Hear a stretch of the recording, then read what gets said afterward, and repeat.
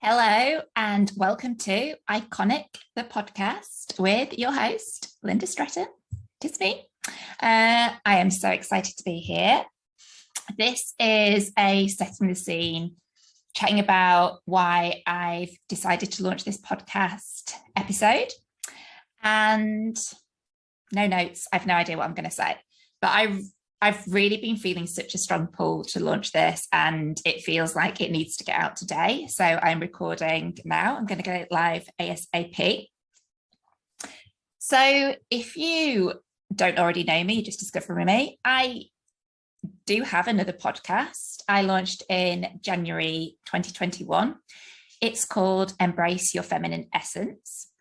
And at the time of launching that, I was so clear that I wanted to drive a worldwide movement around women embracing their feminine in all forms. So that's making sure that we are supporting our health and working with our menstrual cycle, supporting hormones, all the different things, like supporting ourselves as physical bodies and our health there, supporting ourselves emotionally, understanding masculine and feminine energies, and how when we're in the masculine too much, we can impact so many areas of our life. We're going to impact our health. We're going to burn ourselves out. We're going to impact our relationship with our partners, because whether we're in same-sex relationships or different sex relationships, there needs to be a balance of masculine and feminine energies between the two people. Otherwise, we're going to butt heads. This is called polarity. So if we are both in the same energy all the time, we're going to butt heads and repel each other, or we're going to force our partner into the opposite energy. In my case, I was in my masculine all the time, high achieving corporate business girl, was in that energy all day long, brilliant for my career, not great for my relationship, because I would come home, I'd still be in that energy of the masculine energy, and I'd just be like forcing my husband into his feminine. And then obviously that for me is like, well, I want a man that's going to take control. And why is he not taking control? And obviously it was, a lot to do with me, that just sort of pushing into that energy. So I was super passionate about this, Embracing Feminine Essence. I love that podcast. I have actually been on a bit of a journey since then. So a few months after launching that podcast, I fell pregnant with my second child. I then needed to take some time off because I wasn't very well during the pregnancy, and then brought it back for a little bit, gave birth, kept thinking about bringing it back again. And there's just something in me that just wasn't bringing it to light for whatever reason. Obviously, everything's divine. I still love that podcast. I still love the messages I've had there. I still am going to record episodes that are going to go out on that podcast rather than this podcast. But this time in my life, I am super, super, super, super passionate about building iconic brands and businesses. So this is why I wanted to launch this podcast. So I'll backtrack just a tiny little bit. I'll try not to make this a really long story because I can talk for a really long time. But essentially, my background is in brand marketing business. In 2003, I fell into marketing without realizing I was in marketing at the time. I went to uni, did an engineering degree, didn't want to be an engineer. There's a whole story there about why that happened. Wanted to be in a girl group, finished uni, went off to chase my dreams in London, fell into a girl group, and obviously needed a source of income whilst we were going to build that group, which, by the way, soon ended. So that's not even a story in itself. But so other girls in the group were like, you should, I'm 5'8", I'm tall. It was like, you should do modeling, you should do promotional work, blah, blah, blah. So I kind of fell into that world without meaning to. And off the back of that work, I was like, certain things I didn't enjoy about it. I ended up moving into events management. And then off the back of this events management, I ended up getting a job in marketing. This is over a long period of time. I think I started that job in 2007 at a super huge, really well-known British retail brand. And there were other things that happened along the way. I went off to study nutrition. I was anorexic at the time, went to study nutrition. And I was like, don't think I'm well enough to help other people. So I didn't follow it up. But whilst I was doing my master's in nutrition, I did a dissertation on women's writing, food writing in women's magazines from the 1940s to the present day, and we were looking about how different trends and things change over time. So there were different things that were like bringing me into the world of the media. It was like my dissertation and a nutrition degree, and then there was obviously my events background, and I fell into this job. It was a multidisciplinary team. We would like look after a whole campaign, you know, the in-store, the branding, the advertising, etc. But really quickly after being in that role, they restructured, and I got put in the advertising team. And I honestly think that was the best thing that could ever happen to me. I absolutely loved advertising. I loved the data-driven element of building like a multi-channel campaign. I loved the creative element of doing the TV ads and the press ads and all the different things. I loved it. And my career soon skyrocketed. Within a few years of falling into marketing, I was head of department within another like really big brand. And as a projector, as I know now that I'm a projector, as a projector in human design, that kind of role really, really suited me. That sort of senior level role where I could oversee lots of different things that were going on and just see how we can get to places quicker and direct the energy of the team, of the people in the room, etc. And I spent until, so it's probably about 10 years, was it? When was it until? I spent until 2019 in corporate.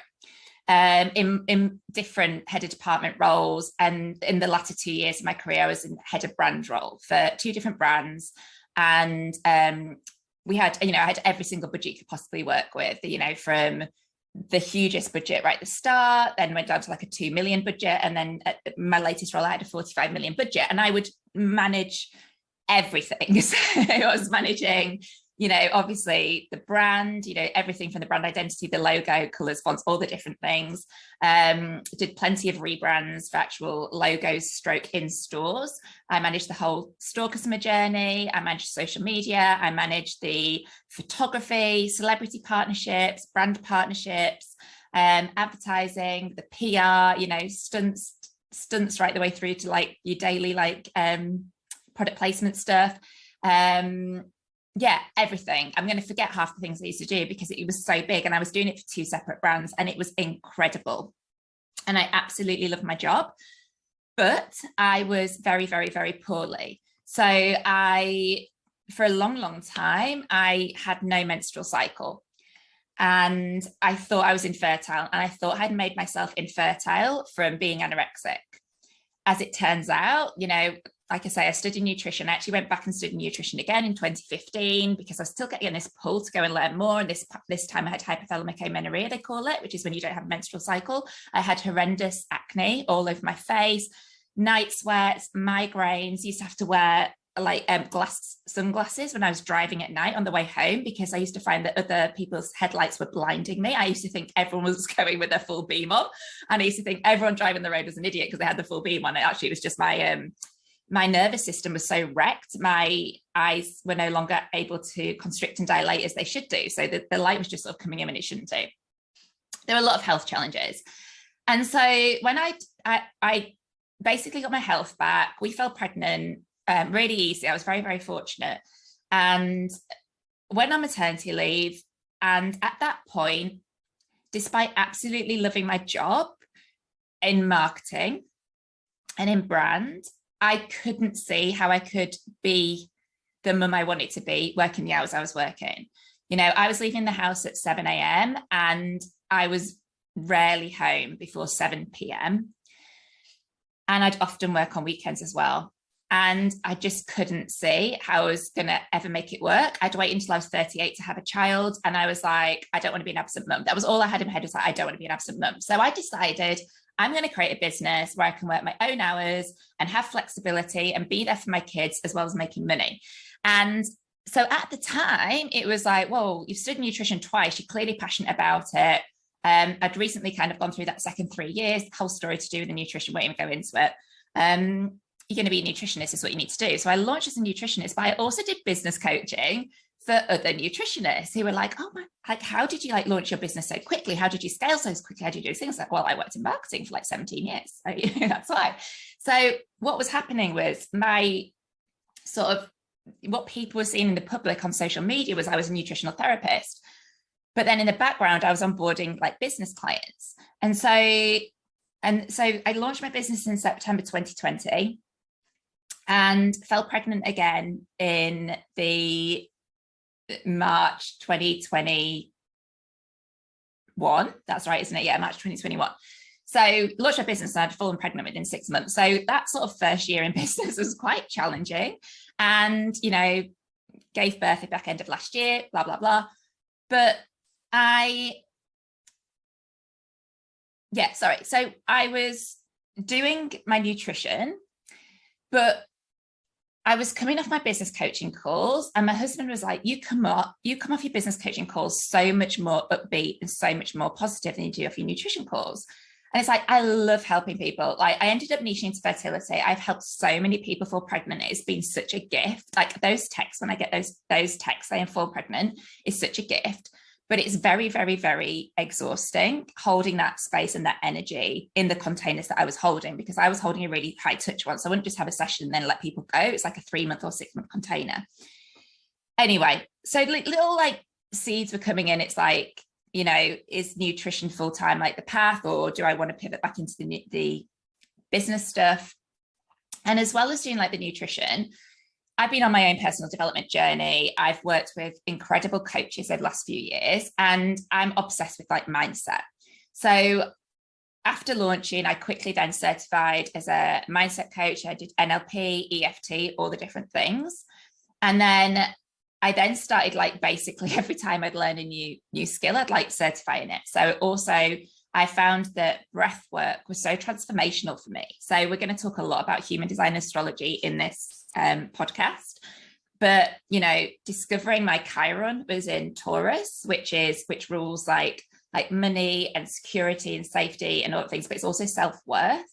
And discovering I had a completely open heart in human design kind of spoke to me about like this lack of self-worth, like I was undercharging, I was overgiving, not having the boundaries, lots of different reasons. So I should have said that. I launched my business in the September and I'd completely burn out by the January, and I had to take a couple of months off. And then, like I said, I fell pregnant again. So yeah, I launched this business and completely burnt myself out. And it was like, hang on, this isn't why I launched a business. Like I left corporate so that I wasn't burnt out and I was present with my kids. And what was happening was hustling and forcing and working all the time. And I was doing a lot of different things wrong. And now, sort of jumping ahead a little bit, now that I've pivoted back into business coaching full time, and I do support my clients with like, it's a beautiful gift that I've now got this like nutrition and knowledge around like women's health, that when I'm working with those clients, you know, if they come to me as a burnout business owner, as a burnout corporate person who wants to launch their own business, I can also work with them on the health at the same time. So I do it all together. But now's kind of like, I'm more in this business realm. So I'm going off on tangent already. You'll learn this about me as well. But yeah, so going back to self-worth. So yeah, so learning breath work for me was so important for like moving what's stored in the body. So the mindset stuff was amazing. It can only get you so far. To actually move these like stored like restrictions from our body, we need to do some somatic work to get it out. So I certified as a breathwork and meditation facilitator as well. So anyway, there's lots of different things that I've been doing over this time. And because Judd's head himself talks about business coaching. And the other thing I started studying in January 2021 was human design. And I've always had this like fascination in astrology, but like human design and kind of doing that on the side, but human design was completely new to me. So I started like tinkering away with that, and then decided last summer in 2021 to go all in and study to certify in human design as well. So I've been like kind of chipping away at these different things, and then I've had multiple natal chart readings over time. You know, often get told, oh, you should do astrology, you could be a great astrologer. And it's like, don't know, this doesn't make any sense. I didn't grow up in a household where we ever talked about anything spiritual. Like it didn't make sense logically. So I resisted that for a long time. Then I had a life-changing reading in October, November time last year. So I was soon due to give birth, and I was like, I actually had signed up to work with this mentor from March this year, but until that point I was like, let's do a reading, let's give me something to think about. And basically she did this reading for me, and so working with my astrology, and she was like, I get why you've got into nutrition because you're a Virgo rising. you've been anorexic, like you want to help people. I've got, my gate is in gate 27. It's like the gate of caring. It's a lot about nurturing and caring for others. Like there's different aspects in my chat that definitely speak to supporting people with health. But she was like, but what I'm really seeing is like money, business. Like I've got a Taurus stellium. I've got 5 planets in Taurus in the 8th house, which is like business. So like Taurus is like that slow city building of wealth. In the 8th house, which is like business, other people's money. And it was like there's certain like astro placements that are also talking to this. I've got a Gemini MC. Gemini is like the communicator. So like, people have said to me before, oh, yeah, it makes sense that you're in marketing because you've got this Gemini MC. It's like communication. Mercury is my chart ruler. So there's lots of stuff about like talking and communication, and then business and money. And it's just like slowly over time, I didn't want to transition initially. Like to start with, I came with that call. I was like, this makes complete sense. Helping women build their businesses whilst maintaining their health, it makes complete sense. But it's like, I don't know. I've got no evidence for it. I'm currently like working way more with people with this fertility like niche that I've gone into. And, do I want to like, I've built an audience based on that. I'm known for it. Like, can I change my social media channels and start talking about business? Am I going to lose loads of followers? Like all my logical mind was like getting in the way. So it's been a really slow process before I finally made the jump. But essentially after about 6 months of kind of feeling into this, I was like, I feel really out of alignment with what I am doing, and the business stuff lights me up. And when I work with my business clients, it's like, I'm just all in. I'm like, so excited by it. I love pumping people up. I love making people think that anything is possible. I love changing people's money mindset, because with my Chiron and Taurus, I've got real wounding around that. And money wasn't spoken about when I was a child, and the money doesn't grow on trees and all this different, then we can't afford it. And the other reason why I kind of went my own business is like, I never want to have, I was only really good money in my last role, but, I want unlimited earning potential. I want generational wealth for my children. And the way I put it when I was speaking to a mentor once is like, I never want my kids to have this or that. I want them to have this and that, and I don't want spoiled kids. I don't want them like not understanding the value for money and all those different things. My parents instilled a really, really, really, really, really great mindset around money. I've always been a saver, Taurus stellium, of course I am. I've been a saver. I got on the property market really young.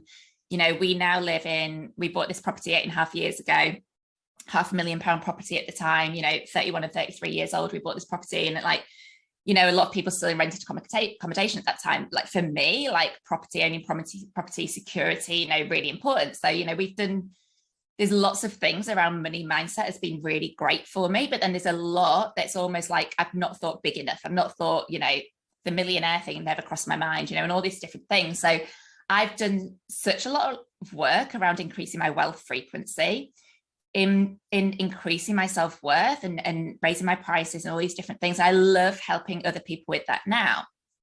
So yeah, essentially there's been a business pivot and going back to my roots. And now I feel so aligned, helping people build their brands, helping people, find their niche, and studying astrology and human design along the way has these tools that I'm now using my clients. So I'm like bringing in like the strategy, like, that 17 years in corporate, like the pure strategy of building brands and marketing and the channels and product suites, all different things.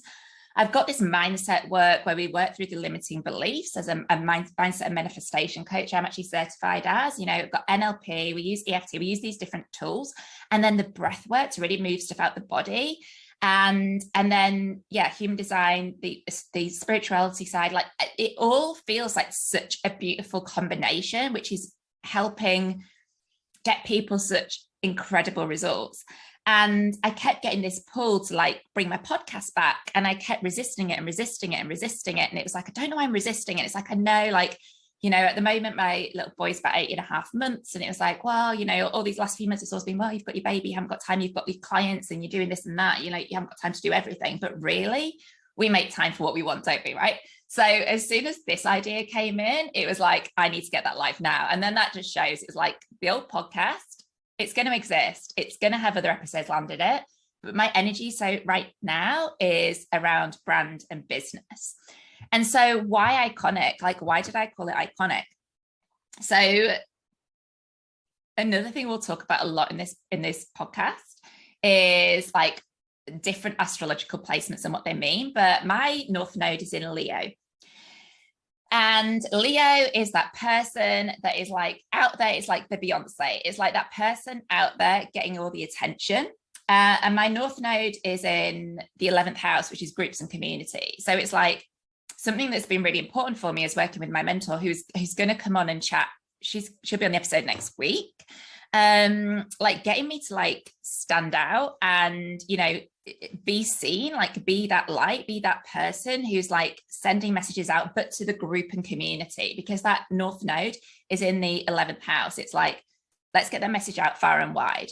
And so 2 parts to this. So Mercury, Gemini MC, Mercury chart ruler, North Node in groups and community, you know, podcast feels really great for getting message out to lots of different people. And it's very aligned with my chart. And I'll do lots of other, like, you know, speaking on stages, that kind of thing, that, you know, being in groups and being the voice that speaks out is just, that lights me up. Like that was one of my favorite things about corporate. It's not my favorite thing, you know, making TV ads is probably my favorite thing. But yeah, when I used to get to present to like, you know, 2,000 people, 2,000 retail staff on that stage and tell them what the marketing campaign was that Christmas, you know, me stood on stage in front of 2,000 people, I'm like right in my element. Absolutely loved that. But sorry, going back to the Leo North thing. So I was like, I'm a Leo North Node. And what does it mean to be a Leo? And it was like the word iconic just kept coming through. And something I've really been noticing recently as I've been raising my wealth frequency and really starting to normalize, you know, making multi-millions a year as a female business owner, is how many people just copy other people. So I've started to follow people who are making multi-million, you know, having £1 million months, completely normalizing that kind of thing. And then, you know, they'll like, you know, share their stories, and you look at their client and it's like, hang on a minute, it's like all of their social medias look exactly the same. They're all doing exactly the same creatives. They're talking about exactly the same messages. You can even see someone's like, oh, just jumped off a call with my mentor, and then she'll talk about something on that in her story that her mentor had been talking about yesterday in her story. And it's like this imitation thing. Like that for me isn't iconic. Yeah, you may be able to grow your business to a certain level by just like copying other people and copying their strategies and copying their creative look and feel, copying their messages, all that kind of thing. But for me, it feels so inauthentic. And authenticity is like so huge for me. My Enneagram type is like the integrity one, followed by loyalty. But yeah, so like there's something about that. And I was just like looking at this space and just like, there's not that many like iconic brands out there, not iconic people. Like everyone's just like copying other people. And I feel like building a brand, a spiritual brand, you know, because I see myself as a spiritual business coach and mentor. I feel like building that is all about tapping into ourself, our soul's purpose, our own gifts, our own messages, the things that we're here to communicate in our own way. And I don't think we do that by adopting someone else's identity, messages, creative, etc., etc., etc. And I'm actually getting a little bit repulsed by people. I'm like, oh my God, I don't even want to look at this because you're just copying someone else. Anyway, so tangent. So I'm just really, really, really passionate about people doing things their own way, doing things that align with their own design. And yeah, the word iconic is the only word that was coming through to me. And it was constantly coming through every single day for like 2 days. And I was like, Googling alternative words to iconic, like nothing was landing. And then I like ran it past a couple of people. I ran it past my mentor, and it was just like Leo North Node. Leo North Node. That is the word. So here we are. That's why the podcast is called Iconic. What can you expect from it? It's going to be business, marketing, branding, money talk. We're going to have astrology. We're going to have human design. We're going to talk about feminine energy, masc femme. We're going to talk, you know, we're going to celebrate female leaders. We're also going to have guys coming on as well, though, because this is really about people doing things differently and creating standout brands that, you know, people, you know, desperately want to buy from because, you know, they're so iconic, and, you know, might not see ourselves as iconic in the moment. You know, you may be like, well, I can't have an iconic brand and I've only been going a year, you know, but you're building something that in 10 years will be iconic, or, you know, something that's going to stand out in the moment and position you apart from other people right now, I think is really powerful. So I think that's probably all I want to say for this introduction episode. There's lots of different subjects I want to speak into. What you'll get here is a mixture of guest interviews and solo episodes from me. So the way I sort of see it happening is every other week there'll be one from me, and then every other week there'll be one from a guest mentor. I've, like I say, had my own podcast before, and I've set expectations too high. I've tried to do 2 episodes a week and then burnt myself out and, and then fallen off. So I would like to be consistent. So I think 1 episode a week feels manageable, feels exciting. And before I go, actually, I just want to say, something I did my last podcast was have beautiful intro music and an intro. And when I thought about this, I'm like, I have no idea. Like, it's just not coming through to me at this point. Like, the music isn't coming through. Like, how I want it to feel, the energy of the music. Like, it's not coming through. And so I'm like, I'm launching this without an intro. Will an intro come? Probably it will. Will it come next week? Will it come in 3 months? I don't know. But right now, like, this is something I would say for iconic brands as well. We just got to follow the energy and go. Like, not be like, oh yeah, I'm going to perfect it first and then I'll get it out and it's going to come out in 6 months' time. Like, for me, when something's really alive in my body, I just want to go with it. So yeah, no intro, no outro, but hopefully really, really valuable conversations, really valuable content for you to learn from, be inspired by, help you like make moves. And yeah, I hope you love it. Please, follow along so you never miss an episode as you listen. If you're enjoying it, please leave us a rating and review. Please share to your stories on Instagram so we can see who's listening and get this message out to more people, because I am super, super, super excited about what is going to come from this and who is going to appear on this episode, on this podcast, and what conversations we're going to have and how many lives we're going to change. I'm just, it feels so aligned right now, and I'm just following that energy and so grateful to have this opportunity and to speak to you all. So sending so much love. And if you don't already, come find me on Instagram. It is Lynda.Stretton, Lynda with a Y, Stretton with a double T. I'll pop the links in the show notes, and I'll speak to you soon.